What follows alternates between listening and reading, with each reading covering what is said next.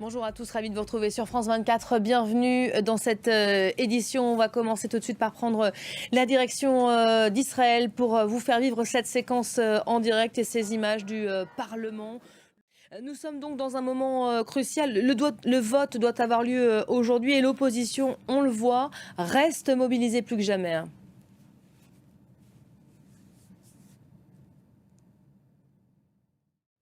Alors, problème de son, nous n'arrivons pas à vous entendre, Claire. Claire qui est donc en direct depuis le Parlement israélien, amenée à se prononcer aujourd'hui, alors qu'on a appris en début de matinée du président Herzog, du président israélien, que les négociations s'étaient poursuivies toute une partie de la nuit. Il y a, dit-il, la base à un compromis, même si les divergences persistent. J'imagine qu'on retrouvera Claire, ou on tentera de la retrouver d'ici la fin de ce journal. On votait ce week-end en Espagne les élections législatives qui ne parviennent pas à définir une majorité claire au Parlement. L'Espagne qui se réveille sans majorité après le dépouillement de l'intégralité des bulletins de vote.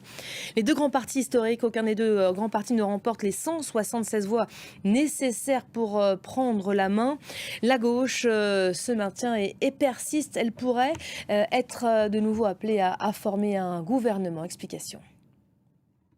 Voilà, le camp indépendantiste qui sait qu'il va probablement être sollicité dans les jours qui arrivent par la gauche. Il réagit ce matin et il estime que le résultat de cette élection crée une fenêtre d'opportunité pour le parti, pour ses rêves évidemment d'indépendance. Nous verrons ce qu'a à nous proposer, à nous offrir le Premier ministre Pedro Sanchez. Quelle garantie il sera prêt à nous offrir?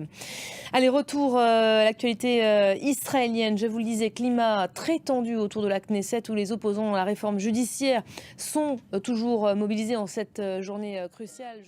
Nous vous retrouvons avec le son cette fois, j'espère, en direct donc de cette mobilisation dans ce moment si crucial de vote.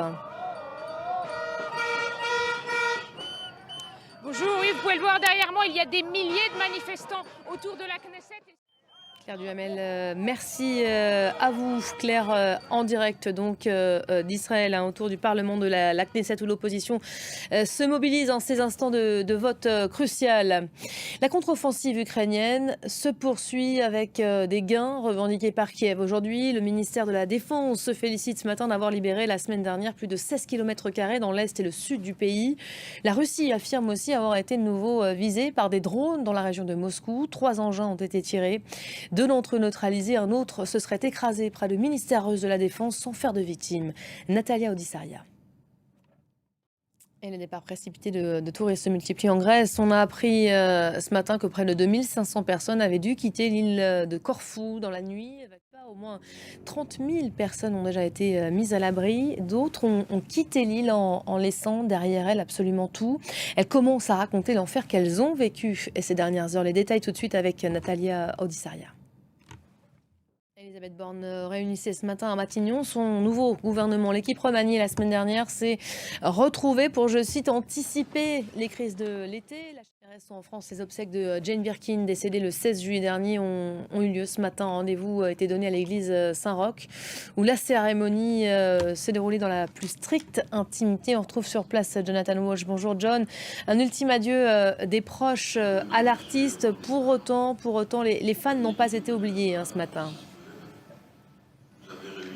Et non, puisque cette cérémonie est retransmise en direct sur l'écran géant qui se trouve derrière moi.